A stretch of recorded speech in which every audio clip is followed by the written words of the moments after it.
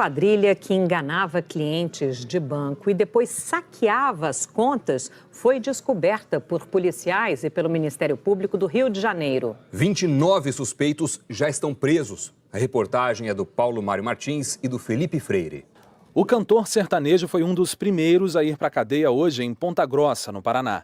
A polícia diz que os clipes de Rick Ribeiro eram bancados com o dinheiro do golpe. Segundo a investigação, com o que era roubado, ele também comprava carros de luxo, como esse aqui, avaliado em R$500 mil. Na internet, outros integrantes da quadrilha também ostentavam o dinheiro do esquema. O esquema funcionava assim: os bandidos mandavam e-mails e mensagens por celular aleatoriamente para milhares de pessoas. No texto, falavam sobre a necessidade de atualização de informações bancárias e indicavam um link de uma página clonada. Quando a pessoa clicava nesse link, era direcionada para um site falso, criado pelos próprios hackers. Ali, eles conseguiam capturar informações como conta e senha, abrindo caminho para fazer uma limpa nas contas bancárias. São 7 níveis de organização, 7 funções na organização criminosa e cada um com uma atribuição bastante específica, encabeçada sempre pelos hackers, que eram quem tinham conhecimento suficiente para fraudar esse sistema bancário.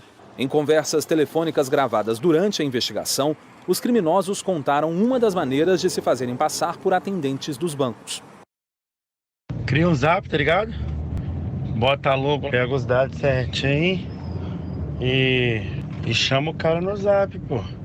Como se fosse tá fazendo um atendimento. Passar como atendente, cara, você tem que saber os dados dele. O golpe era aplicado em 7 estados: Rio de Janeiro, Paraná, São Paulo, Pará, Santa Catarina, Bahia e Ceará.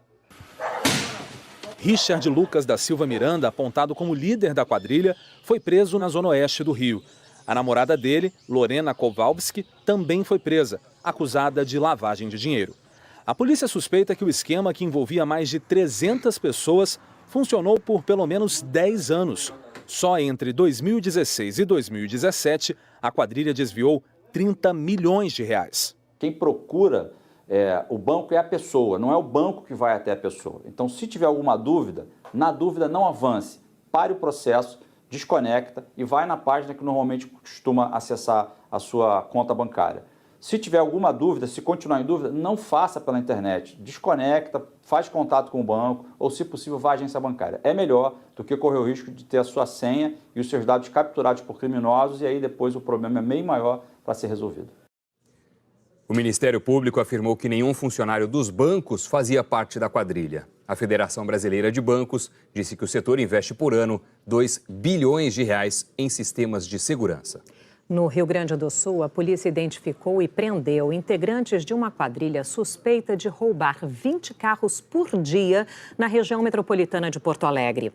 Os crimes eram comandados por celular de dentro das cadeias. 14 mandados de prisão e 16 de busca e apreensão foram cumpridos em Canoas, Porto Alegre, Osório e Charqueadas. Um homem assassinou a ex-mulher a tiros em Montes Claros, Minas Gerais. O crime foi ontem. Câmeras de segurança registraram o momento em que o empresário Calcivo Deusdete de Freitas, de 61 anos, saiu da casa e foi até o carro, parado do outro lado da rua. Ele pegou uma arma no porta-malas e atingiu Elaine Figueiredo Lacerda em seguida. Ela chegou a ser socorrida, mas morreu no local. O empresário foi preso de madrugada e vai responder por homicídio triplamente qualificado, posse e porte ilegal de arma. A polícia ainda investiga a motivação do crime. A Polícia Federal está investigando também os 16 milhões de dólares em dinheiro e relógios não declarados que estavam com uma comitiva da Guiné Equatorial. Essa fortuna deve ser depositada no Banco Central e pode ir a leilão. A reportagem é de Paulo Gonçalves, de Campinas. As imagens do circuito de segurança do aeroporto mostram a chegada da comitiva a Viracopos para a viagem de volta, que foi ontem, às 6h21 da manhã. Na área de inspeção internacional, o vice-presidente da Guiné Equatorial, Teodoro Obiang, aparece usando uma bengala. Segundo o secretário da embaixada do país africano, o vice-presidente veio ao Brasil para fazer um tratamento médico no pé. As imagens também mostram a bagagem, com grandes volumes, que voltou para a Guiné Equatorial. Mas o conteúdo mais valioso ficou apreendido no aeroporto de Viracopos. Em depoimento, Um auditor da Receita Federal contou que se deslocou até a aeronave para proceder à inspeção de controle aduaneiro e que encontrou 2 armas de fogo, que foram lacradas no cofre da aeronave para que não desembarcassem no país posteriormente, já que não haviam sido declaradas. O auditor disse ainda que ficou sabendo que os assessores de Teodoro Obiang se recusaram a passar pela inspeção da alfândega. O auditor contou também que uma das malas chamava muito a atenção por aparentar ser muito pesada e que após cerca de 4 horas de tratativas, os assessores concordaram que as malas fossem abertas. Foram encontrados $1.400.000 em dinheiro, R$55 mil e 21 relógios. Um deles cravejado de diamantes. As joias foram avaliadas pela Receita em R$15 milhões. No ano passado, a Justiça da França condenou Teodoro Obiang Mang a 3 anos de prisão por lavagem de dinheiro, desvio de dinheiro público, abuso de confiança e corrupção. Ele é o filho mais velho do presidente da Guiné Equatorial, o ditador Teodoro Mbazogo, no poder há 39 anos. A Receita Federal vai abrir 2 processos. Um pela entrada ilegal de joias e relógios sem o pagamento de imposto, o que pode caracterizar crime de descaminho. E outro pelos dólares e reais não declarados, que podem configurar lavagem de dinheiro. O vice-presidente da Guiné Equatorial tem 20 dias para apresentar a defesa, assim que for notificado. Depois o processo segue para o Ministério Público, que move a ação penal. E no inquérito da Polícia Federal, o vice-presidente africano vai prestar depoimento através de uma carta rogatória. Se for condenado, ele pode ser preso se voltar ao Brasil.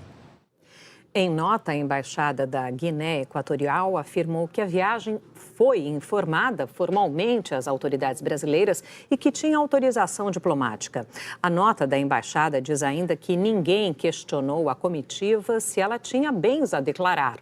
Nós procuramos o Ministério das Relações Exteriores, que ainda não respondeu. O tufão Mangkhut provocou alagamentos e destruição na Ásia. 65 pessoas morreram nas Filipinas e 4 na China. Veja na reportagem do correspondente Carlos Gil.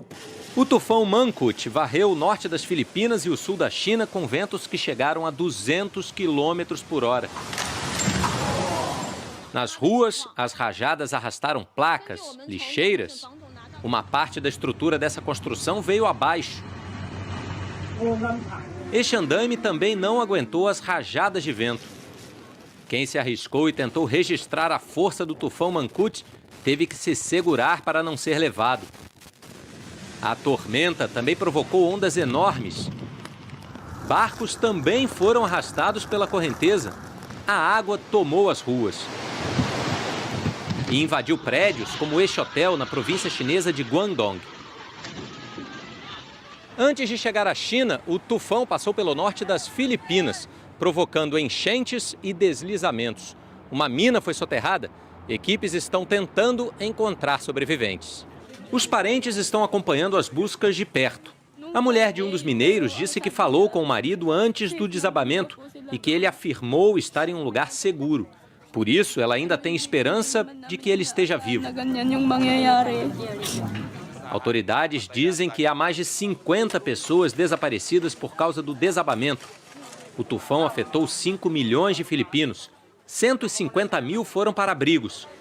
Agora o Mangkhut já está perdendo força, mas deixou muita destruição e confusão no transporte de Hong Kong. Como o governo não decretou feriado hoje, os passageiros tiveram mais um dia de caos nas estações de metrô.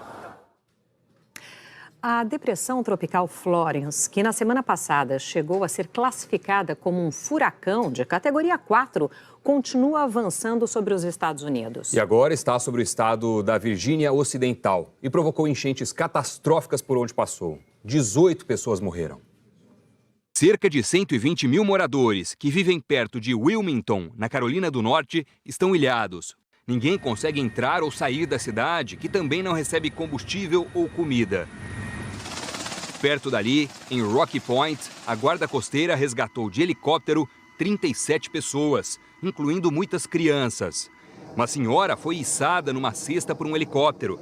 A casa dela estava ilhada e ela ficou sem acesso a remédios. Desde que chegou aos Estados Unidos na quinta-feira, Florence já provocou impressionantes 1.000 milímetros de chuva. O Serviço Nacional de Meteorologia dos Estados Unidos diz que as enchentes em nível histórico devem continuar nos próximos dias nos estados da Carolina do Norte e do Sul. As autoridades fizeram um apelo para as pessoas não viajarem porque várias estradas estão fechadas. Mais de 600 mil casas estão sem eletricidade nos 2 estados. Ontem, um bebê de 3 meses morreu quando uma árvore caiu sobre a casa onde a família morava. Aqui no Brasil, a semana começou com chuva no centro-oeste do país. A gente conversa agora com Eliana Marques. Eli, boa tarde para você. Essa região andava bem seca, né? Andava assim. Boa tarde para vocês e para todos. Olha, desde julho tinha região ali no centro-oeste sem uma chuva significativa. E a chuva finalmente está chegando agora porque o inverno, a estação mais seca do ano, está terminando. Acaba no sábado à noite. As imagens de satélite mostram para a gente que as nuvens estão carregadas entre centro-oeste e sudeste do país, principalmente. São as áreas que a gente vê em roxo, também em rosa. Inclusive, hoje já choveu forte no norte de Mato Grosso do Sul. Em Goiânia, um posto de saúde ficou alagado, foi uma chuva mais fraca. Segundo o Instituto Nacional de Meteorologia, nos últimos 2 dias já choveu em Goiânia a metade do que seria normal para setembro inteirinho. Agora à tarde a previsão é de céu encoberto e chuvoso. Nessa área que a gente vê aqui, pega a metade norte de Mato Grosso do Sul, passa pelo sul de Goiás, pelo Triângulo Mineiro e pela metade norte do estado de São Paulo. Inclusive, algumas cidades aí no meio podem registrar muita chuva, caso da região de São José do Rio Preto, também de Campo Grande e de Uberlândia. E onde tem sol, Eli? Olha, o sul de Mato Grosso do Sul já fica com tempo firme agora à tarde, mas a condição de chuva está valendo para grande parte do Brasil. Toda essa área que vai desde o sul, avança até o Espírito Santo e Roraima, pancadas de chuva na região de Belém e uma chuva mais fraca e passageira entre o litoral do Rio Grande do Norte e de Alagoas. Agora, nessa área em amarelo, entre o sul do Amapá e grande parte da Bahia, previsão de tempo firme, predomínio de sol, muito calor em Palmas, Macapá, Teresina, Fortaleza e Salvador. Agora nas capitais do Sul e do Sudeste, previsão de chuva. Em São Paulo está frio, máxima só de 20 graus e em Curitiba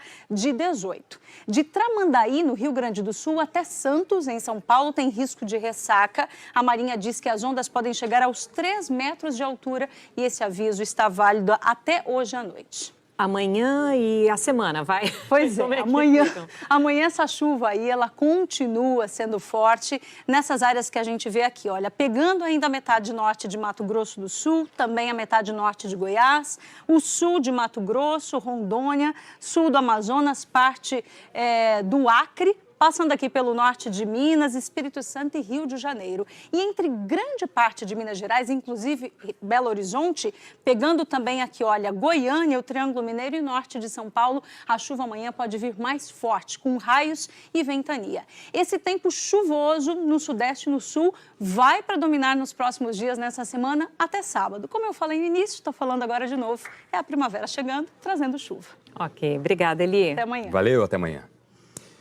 O Jornal Hoje começa a exibir nesta segunda uma série especial sobre um tema muito importante que poucas vezes é lembrado pelos governantes depois das eleições. A gente vai falar de saneamento básico, de tratamento de água e de esgoto. Os dados são do último relatório do Instituto Trata Brasil. E eles mostram um país e uma população simplesmente esquecidos. A reportagem é de Renata Ribeiro. Vietnã. Uma água escura de cheiro forte permeia tudo. Define a arquitetura das casas. Construções sobre estacas, portas sobre escadas, que nem sempre evitam que a sujeira entre. Pedir a Deus para a gente sair desse canto, porque não dá mais. A gente limpa a casa direitinho, bonitinho, quando der fé vê um enchente, aí suja tudo, com água de esgoto. O que sai pela descarga é despejado ali mesmo. Marca o território e limita a vida dos moradores. O super-herói de 5 anos resiste, mas não cresce como devia. Não passa dos 14 quilos. O que o médico fala disso? Que o peso dele está muito pouco. Ele sempre está indo no médico, sempre fica com dor de barriga, já deu infecção urinária nele. No país onde fica a Vietnã, a mortalidade infantil voltou a crescer pela primeira vez desde 1990. O bebê de 2 anos estava preso em casa. Está com dor de barriga desde a semana passada, quando caiu no córrego, ou corgão, como os moradores chamam o esgoto a céu aberto. Eles não têm um lugar para brincar, né? Então eles acabam caindo, né? Mas a gente tem que estar olhando eles direto, né?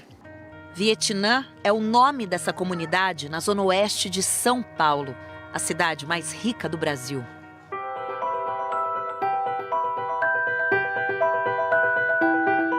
A gente entra pelos fundos das casas para falar do Brasil de um outro ponto de vista. É prioridade, mas políticos, empresários e cidadãos parecem evitar, descartar o assunto. Saneamento básico, ou a falta dele. 101 milhões de brasileiros não têm coleta de esgoto. A gente seguiu o caminho da sujeira produzida e constatou, quando é lançada de qualquer jeito, sem tratamento, ela sempre volta.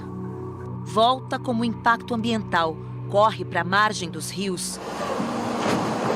Um trabalho sem fim para os marinheiros de cidade. A gente acha de tudo um pouco, né? Cachorro, cadáver, acha mais lixo, né? É o Rio Pinheiros, mas pode chamar de Rio Morto.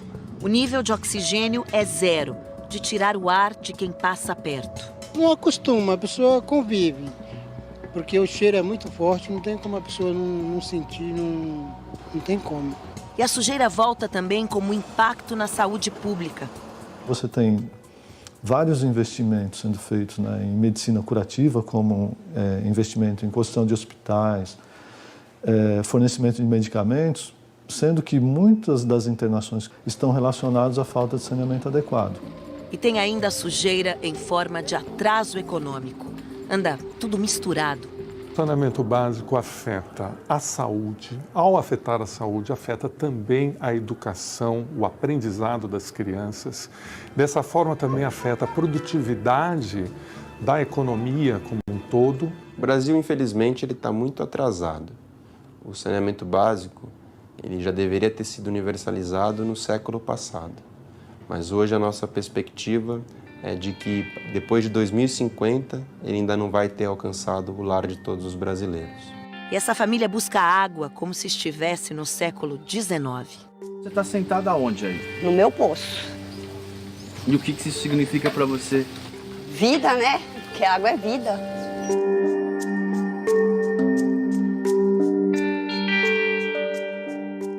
Esse é o Brasil. O país que está entre as 10 maiores economias do mundo, com um sistema financeiro sólido, indústria complexa, não tem o básico. Saneamento básico. Alguns dos nossos indicadores são do século XIX. Nem dá para dizer que todos os brasileiros têm água encanada em casa. E as últimas pesquisas mostram que não estamos avançando. Nossa rede de água cresceu pouco e o índice de atendimento ficou estagnado em 83%, o que significa dizer que 35 milhões de brasileiros não têm acesso à água tratada. Rede de esgoto, então, não é para qualquer um. De forma geral, nossos índices de coleta e tratamento são muito baixos. Só a metade dos brasileiros tem coleta de esgoto em casa e 45% coleta e tratamento. Pois é, né? O verbo sanear tem vários significados. O primeiro deles é tornar são, habitável ou respirável. Ou seja, sem saneamento básico, há doenças, não é possível viver naquele lugar que a gente viu e nem tampouco respirar, né? É isso. A partir de amanhã, nossa série percorre o Brasil para mostrar a dramática ausência de saneamento e as suas consequências para a população em cada uma das regiões. Que Brasil você quer para o futuro? Somos alunos da Escola Getúlio Vargas. Falamos diretamente do Parque Estadual do Rio, localizado no município de Derrubadas, Rio Grande do Sul. O Brasil que queremos para o futuro é um país onde nossos representantes deem as oportunidades para os jovens do meio rural. Valorizem a agricultura familiar, respeitando o meio ambiente e nossas belezas naturais. Como esse belíssimo salto do Rio Humano. Meu nome é Maria Júlia, tenho 11 anos e moro em Cerqueira 6. Em 2018, eu quero menos corrupção, menos impunidade e mais transparência dos nossos políticos. Sou Arthur Gomes. E eu sou Deliane Queiroz. E somos a cidadã de Lago do Bode RN. Estamos na Igreja Matriz de Nossa Senhora da Conceição, que se encontra no centro da cidade. E queremos debater para o futuro, onde tenha saúde e educação de boa qualidade para todos e onde o brasileiro tenha mais voz. Eu sou Matheus. Eu sou Maria. Eu sou Miguel. Somos de Chaporã, estado de São Paulo. E o Brasil que nós queremos para o futuro é sem corrupção, com saúde e educação. Segurança para todos. Assim sentiremos orgulho de sermos brasileiros. Meu nome é Débora. Meu nome é Elisiane. Meu nome é Bruna. Nós somos do município de Salgado Filho, Paraná. E o Brasil que nós queremos é com mais valorização à cultura. Mais incentivo para as agroindústrias familiares. E mais investimentos no turismo. Somos meninas de Sul Brasil, Santa Catarina, e viemos aqui declamar uma poesia sobre um tema muito discutido atualmente. O Brasil que eu quero é um país com mais respeito, onde as pessoas se conscientizem pela luta de seus direitos. O Brasil que eu quero é um país com mais igualdade, onde as pessoas sejam aceitas pela sua capacidade. O Brasil que eu quero é um país com mais prosperidade, onde todos os brasileiros tenham mais oportunidade.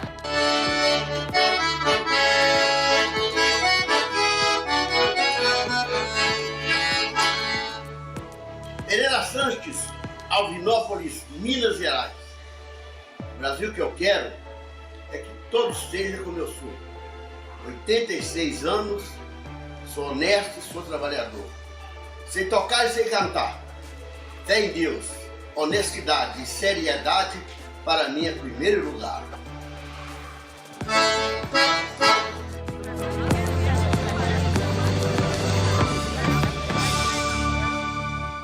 Tá bem o Sanches, né? Muito 86. bem. E sabe, Sandra, que olhando para ele, eu lembro que entre tantos desafios do Brasil, a gente também tem que levar em conta que hoje são 13 idosos para cada 100 brasileiros em idade ativa. Em 2060, serão 43 idosos para cada 100. Maravilha, né? Essa população que só cresce ainda bem e não dá mais para esperar, né? É preciso se preocupar agora com quem já passou dos 60, gente que fica ali esquecida pelas autoridades. Os vídeos que foram ao ar estão no Globoplay, no nosso site e no g1.com.br/Brasil que eu quero. Mande o seu. Vamos ver agora a agenda dos candidatos à presidência da República. Nesta segunda-feira, o candidato do PT, Fernando Haddad, começou o dia em São Paulo. Fernando Haddad participou de uma sabatina promovida por Folha, UOL e SBT. Prometeu fortalecer o combate à corrupção. Disse que não vai impor controle sobre a Lava Jato, mas vai propor aumento da pena para os corruptores e punição para delatores que mentirem. Falou sobre as reformas que pretende fazer. Reforma bancária para reduzir os juros para o tomador final. A reforma tributária para aumentar a renda disponível das famílias de classe média e classe baixa para voltarem a consumir e reativar a economia, a reforma fiscal para a gente abrir espaço orçamentário para a retomada de algumas obras fundamentais para o aumento da produtividade da economia brasileira e a reforma dos regimes próprios de previdência. O candidato do PSL, Jair Bolsonaro, deixou a UTI e foi para a unidade semi-intensiva no Hospital Albert Einstein, em São Paulo. Segundo o boletim médico, o quadro de saúde de Bolsonaro é estável. Ele está sem febre, com função intestinal em recuperação e com alimentação na veia. Segue com medidas de prevenção de trombose venosa e com exercícios respiratórios e de fortalecimento muscular. Um vídeo divulgado ontem mostra o candidato fazendo fisioterapia. Ele caminhou com ajuda e brincou com o médico Antônio Luiz Macedo. Macedo, a próxima será contigo. Cavalgando, hein? Bolsonaro continua usando a internet para fazer campanha. Hoje escreveu que o Brasil tem potencial turístico ímpar no mundo, porém sufocado pela violência, falta de infraestrutura e ativismo ambiental. Bolsonaro escreveu ainda que a Baía de Angra dos Reis poderia ser a Cancún brasileira em economia, já que em beleza, para muitos, é superior. A candidata Marina Silva, da Rede, não teve atividade de campanha esta manhã, segundo a sua assessoria. Ontem ela fez campanha em São Paulo. Marina Silva caminhou numa feira livre na Moca, na zona leste de São Paulo. Depois ela seguiu para o bairro da Liberdade, tradicional reduto de imigrantes japoneses. A candidata falou sobre propostas para incentivar a agricultura do país. Segundo ela, há espaço para aumentar a produtividade. É possível dobrar a produção por ganho de produtividade, diminuindo insumos, diminuindo cada vez mais o consumo de agrotóxico, utilizando as tecnologias que já temos disponíveis. Nós vamos difundir cada vez mais essas tecnologias, aumentar cada vez mais o crédito para produtores e que o Brasil consiga ser o país da alta rentabilidade na agricultura, alta produtividade e sustentabilidade. Geraldo Alckmin, do PSDB, teve compromissos em Brasília durante a manhã. O candidato foi até a sede do Fundo das Nações Unidas para a Infância, assinou um termo de compromisso com a entidade e prometeu investir em educação infantil e na primeira infância, com creches e vagas na pré-escola. Crianças de 4 e 5 anos de idade, que é a pré-escola, a EMEI, todas na escola. Não ter nenhuma criança fora e garantir todas as vagas. São perto aí de quase 500 mil de vagas que são necessárias, fazendo convênio com as prefeituras municipais, que são as responsáveis pelo ensino infantil, passando o recurso para construção ou convênio e incluindo no Fundeb a manutenção. Depois, Geraldo Alckmin falou sobre política externa e comércio exterior com correspondentes internacionais. O candidato do PDT, Ciro Gomes, está fazendo campanha em São Paulo. Ciro Gomes começou o dia dando uma entrevista na Rádio Bandeirantes. Por causa da chuva, cancelou a campanha de rua que faria no fim da manhã.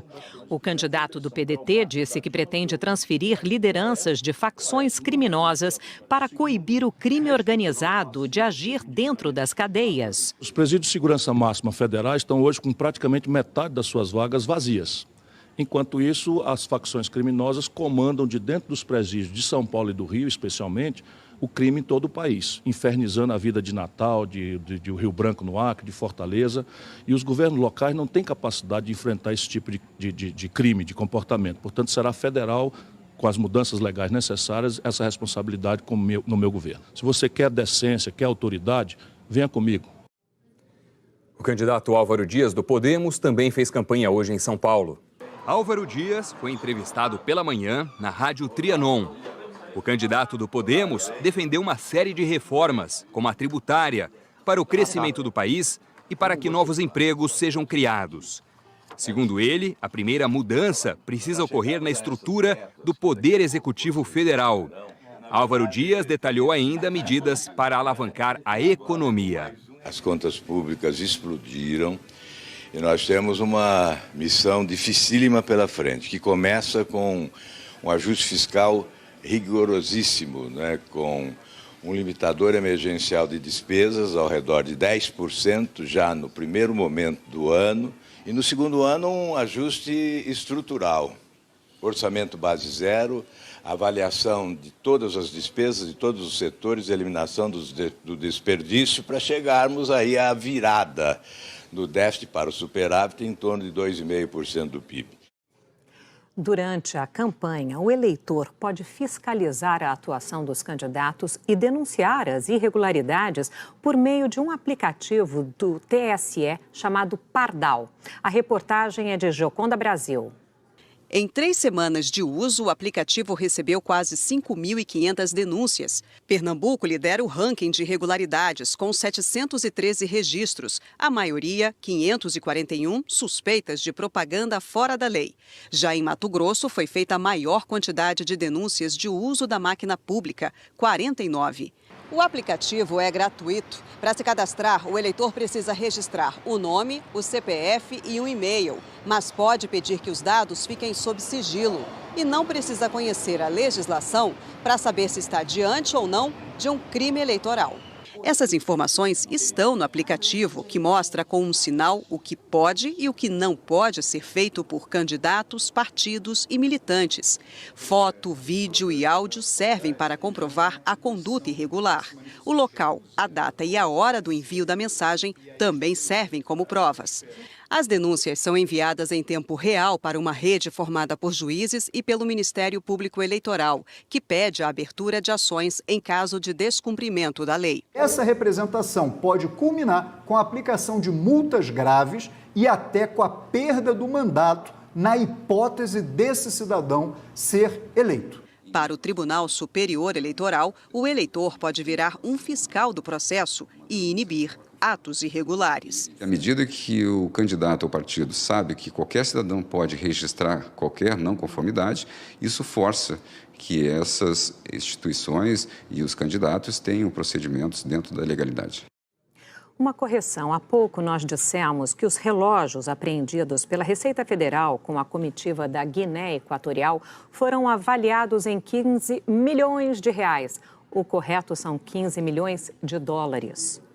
A seguir, a economia cresce em julho. E um brasileiro é morto por um tubarão nos Estados Unidos. A gente volta já.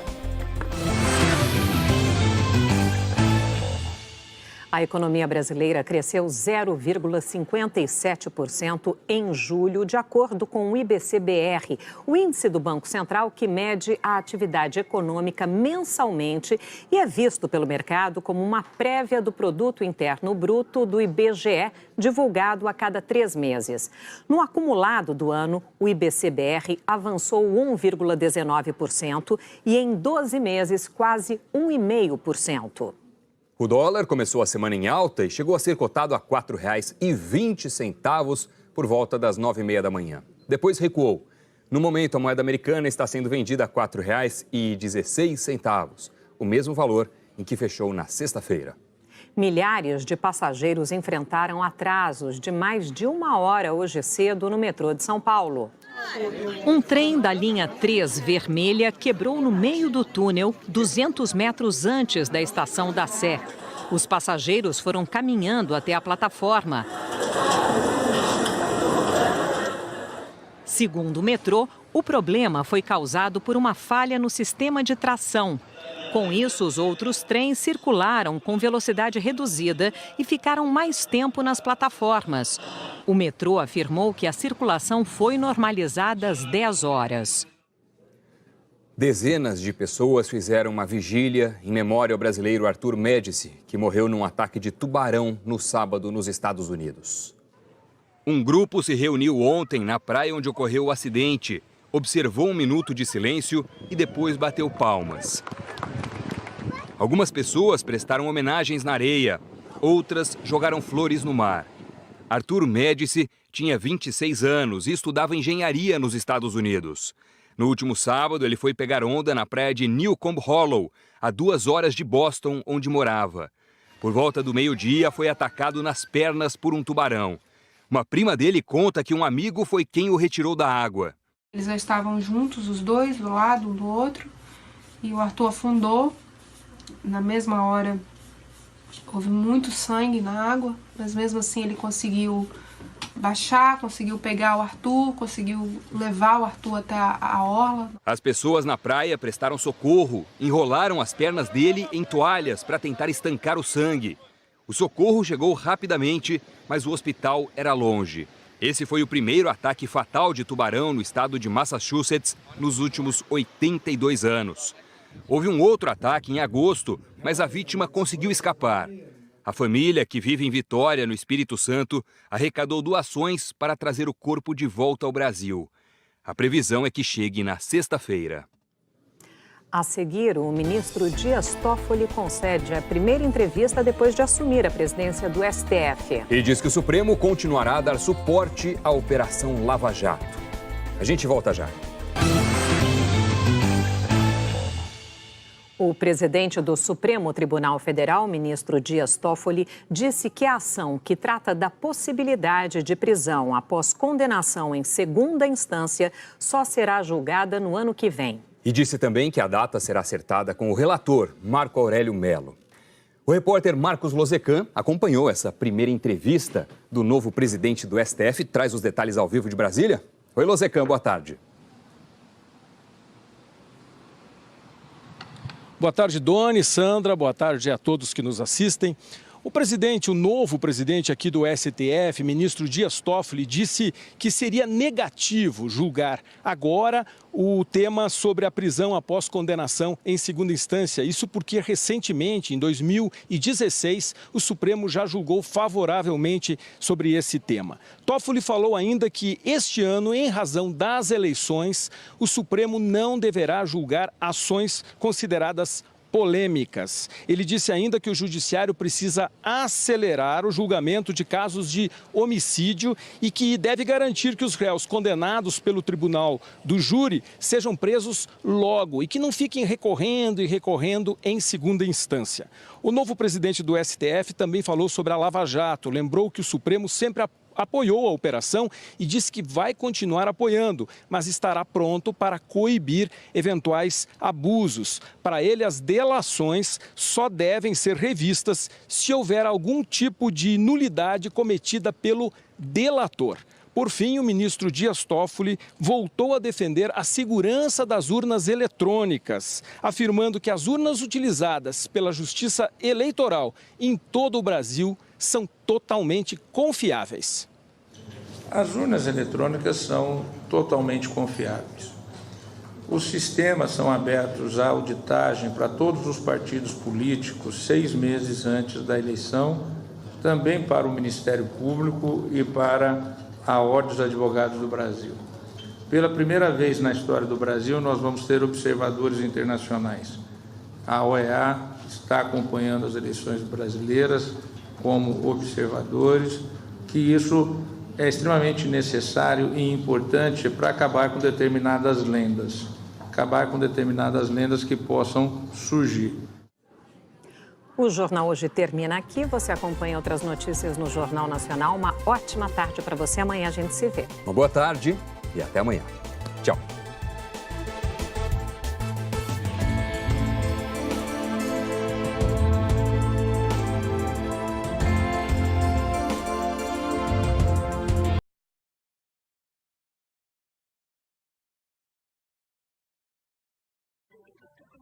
Thank you.